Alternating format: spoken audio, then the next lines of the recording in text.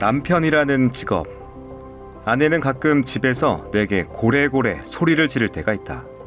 내가 여보 왜 이렇게 소리를 지르고 그래? 라고 물으면 그럼 내가 당신한테나 소리를 지르지 누구한테 가서 이렇게 소리를 질러보겠어 하며 계속 소리를 지른다. 아내는 가끔 얼토당토 않는 말을 나에게 할 때도 있다. 내가 여보 그런 엉터리 같은 소리가 어디 있어? 라고 물으면 아니 그럼 내가 당신한테나 이런 소리를 하지 어디 가서 이런 바보 같은 얘기를 해보겠어 라고 반문한다. 남편은 참 재미있는 직업이다. 자, 컬처클럽 청년 우동준, 신바라 두 분 어서 오세요. 네, 안녕하세요. 네, 반갑습니다. 오늘은 청년님부터 시작하죠. 어떤 얘기 준비하셨습니까? 네, 다음 주 5월 21일 부부의 날입니다. 둘이 하나 되는 날, 그래서 20일이라고 합니다. 그래서 부부의 그래서? 날, 네, 부부의 날을 기다리고 있는데 네. 오늘은 독특하고 재미있는 부부의 이야기를 준비했습니다. 카피라이터 남편, 또 대형 출판사를 다니다가 은퇴한 출판 기획자 아내, 이 부부의 일상을 다룬 책이고요. 좀 천천히 읽다 보면 좀 부럽기도 해요. 그래요? 이 두 사람이 살아가는 삶의 방식이, 그리고 서로에 대한 시선도 무척 부럽고 행복해 보여서 또 부럽고요. 네. 우리가 찾는 행복이 그렇게 먼 곳에 있지 않겠다라는 걸 알 수 있는 책입니다. 책 제목은 부부가 둘 다 놀고 있습니다. 놀고 있다고요? 네, 라는 책입니다. 그 표지를 보면 네. 그 단순한 펜 드로잉이 그려져 있는 표지인데 두 사람이 그냥 누워 있어요. 이렇게 일을 안 하고? 이렇게, 네, 표지에 이렇게 누워 있어요. 팔베개를 하고. 네, 표지부터 약간 좀 한적한 느낌이 나는 책이고, 이 부부가 서로에게 기대어 살아가면서 조금은 가난할 수 있어도 훨씬 행복한 삶을 추구하는 부부의 이야기가 담긴 에세이입니다.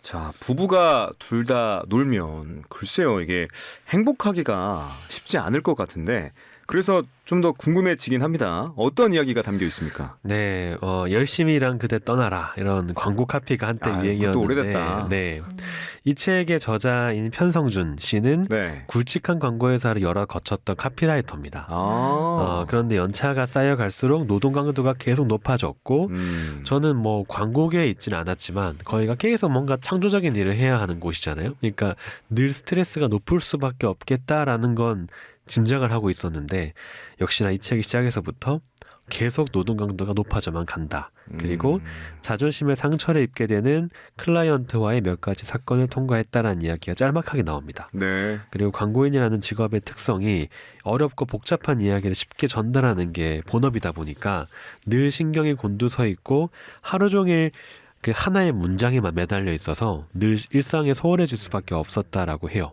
그래서 책에 이런 문장이 나옵니다. 전혀 행복하지 않았고 이대로 계속 회사를 다니면 계속 불행할 것만 같았다라는 문장이 나옵니다. 그래서 저자가 어느 날 회사를 그만두겠다라고 결심을 하고 아내에게 제일 먼저 말했다고 해요. 그랬더니 아내가 당신이 오죽했으면 이러겠어 라고 흔쾌히 동의했다고 합니다. 그것도 위로의 말이다. 그리고 아내도 대형 출판사를 그만두고 네, 직접 출판 기획을 준비하게 됩니다. 그래요? 네, 그리고 여러 이 사건 뒤에 아내가 이런 말을 해요. 혼자 죽는 게 걱정이지 둘이 같이 죽는 건 아무 상관이 없다 라는 말을 아내가 했다고 합니다. 네. 그래서 이런 말들이 저자한테 큰 힘이 되었다라고 하고, 그렇게 좀 보면 콘텐츠를 만드는 가장 창조적인 업계에 있는 두 사람이 동시에 프리랜서가 돼요. 그래서 흔히 어떤 사회적인 집단이라고 이야기가 되는 회사와의 연결고리, 사회생활과 연결고리는 조금 느슨해지게 되는데, 그 느슨해진 만큼 부부로서 서로에게 의지한 영역이 점점 많아지는 게 책에서 보입니다.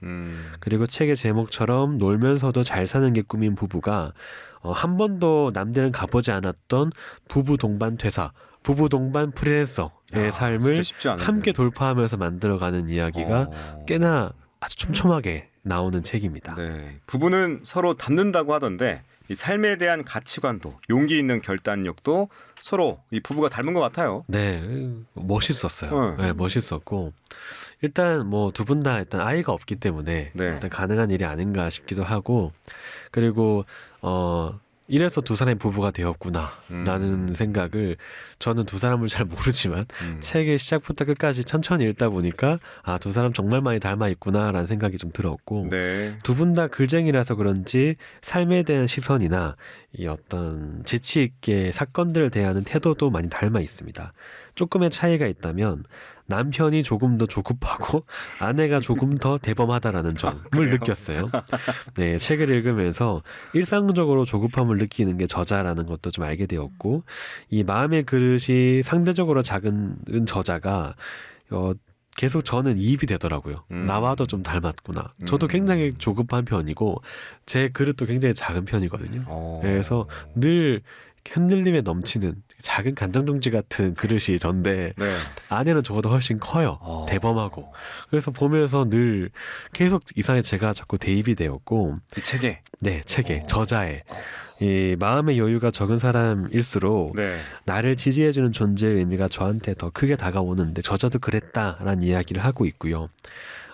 저자는 여러 슬픈 일들을 겪어나가면서 이 조금씩 화를 자주 내거나 무서워하거나 무감각해지면서 나도 모르게 부정적으로 변하는 일상이 되게 많았다.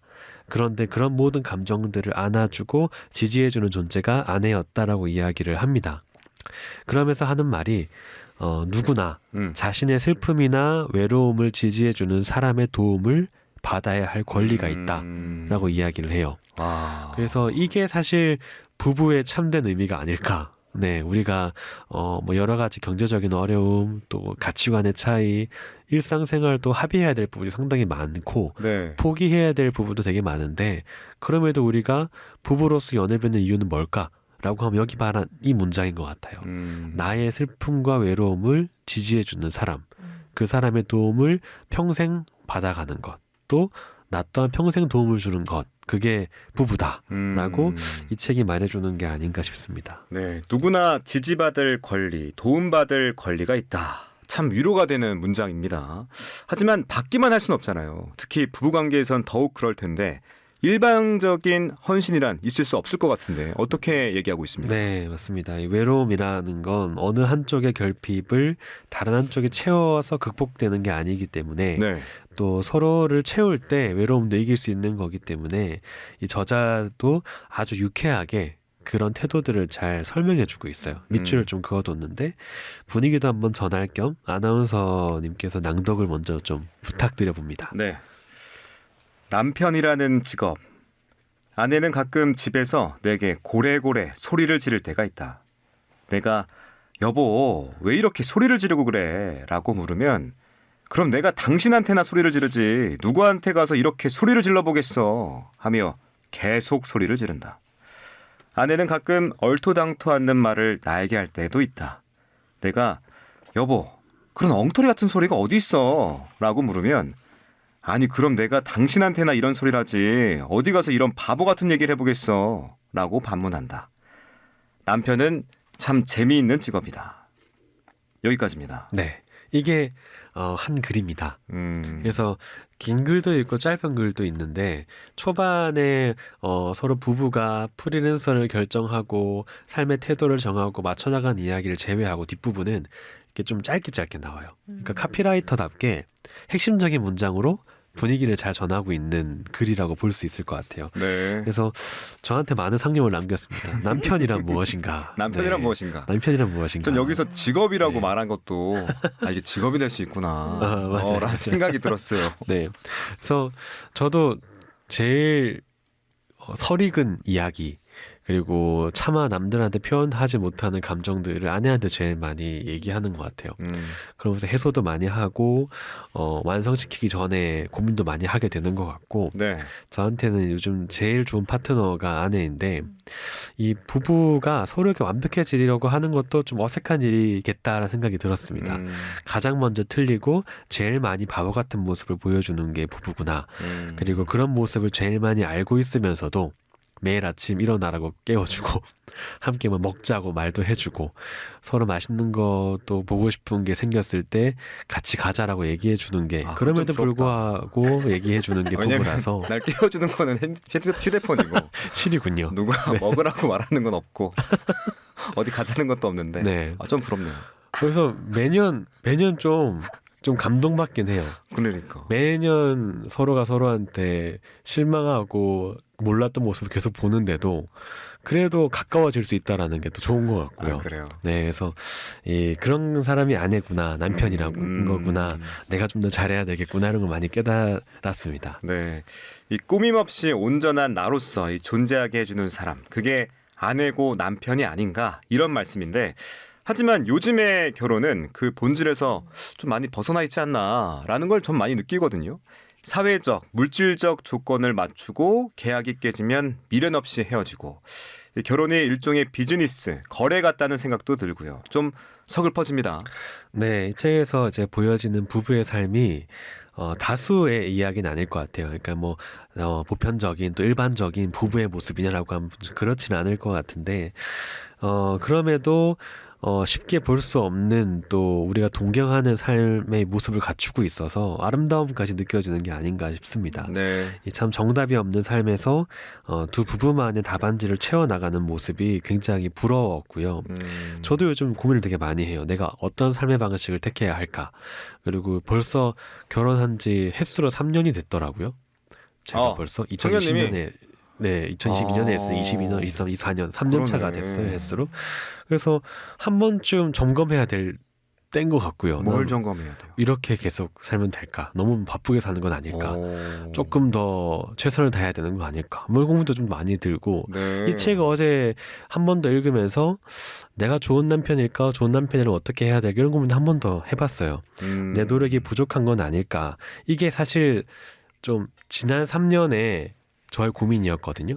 근데 앞으로 고민해보고 싶은 건 내 욕심이 너무 많았던 건 아닐까? 뭔가 너무 많이 하려고 했고 너무 많은 거를 다 잘하려고 했었던 건 아닌가 하는 생각도 조금 들어서 조금 내려놓고 이 책처럼 좀 놀면서 지내고 싶다 생각도 좀 많이 들었고 아내와 많은 시간을 보내고 싶다는 마음이 가득했는데 이 책이 저한테 가능성을 좀 보여줬습니다. 물론 그릇을 조금 더 키워야 되겠지만 제 안에 있는 그릇을 새로운 통찰을 많이 알려준 것 같고요. 네. 그래서 함께 다른 분들과 나누고 싶은 내용을 좀 가져왔습니다. 저와 신바가 나눠 읽으면 어떨까 해요. 좋습니다. 이번에는 신바님부터 낭독을 해보죠. 어떤 삶이 가치 있는 인생일까? 돈을 많이 벌어 인정받고 높은 지위로 올라가거나 사업을 확장하는 게 최대의 목표요, 보람이라 생각하는 사람도 있을 것이다. 남에게 폐해 안 끼치고 우리끼리만 잘 살면 되지 하는 사람도 있을 것이다. 그러나 그렇지 않다. 인생은 그렇게 몇 가지 목표나 가치로 홀딱 채워지지 않는다. 훨씬 더 많은 것이 필요하다. 가족, 친구, 일, 휴식도 필요하고 재미나 의미, 성취, 야망, 좌절도 필요하다. 나쁜 사람과 못된 사람도 필요하다. 그렇게 온갖 잡것이 채워지고 하나로 섞일 때 인생이 완성된다. 그래서 인생엔 불순물이 많다. 우린 모두 공평하게 불순하다. 네. 라는 문장입니다. 네, 그래서 저는 이 문장이 되게 좋았어요. 그러니까 부부가 함께 살아가는 삶이 되게 완벽하지 않다라는 문장인 것 같아서 좋았고 흔히 우리가 비유를 할 때 뭐 광물의 비유를 하잖아요. 그러니까 불순물에 조금 섞일 때 강도가 세진다고 해요. 그게 흔히 우리가 금을 이야기를 할 때 그런 것처럼 이런 불순물 야망, 좌절, 나쁜 사람, 못된 사람 섞일 때 부부가 함께 살아가는 삶이 더 단단해질 수 있겠다라는 생각이 좀 들었고 참 저의 하루하루도 여러 불순물이 섞이는 생인데 같이 통과하는 길동무가 있어서 무척 감사한 일상을 보내고 있고 이 책을 덮으면서 아내와 저도 함께 잘 노는 부부가 될 수 있기를 바라면서 책을 덮었습니다. 그래서 저한테는 쉽지는 않을 것 같은데 힘차게 잘 놀기 위해서 열심히 살아봐야 될 것 같고 부부의 날을 맞아서 우리가 잘 놀고 있나 어떻게 하면 더 잘 놀 수 있을까라고 좀 점검해 보시면서 이 책에 도움이 되면 좋겠습니다. 네, 이 길동무라는 표현이 참 와닿는데 감사한 일상을 보내신다니 솔로로서는 좀 부럽다는 생각이 듭니다. 저도 함께할 누군가를 그리면서 이 책을 읽어봐야겠습니다. 부부 둘 다 놀고 있습니다. 편성준 작가의 에세이 만나봤고요.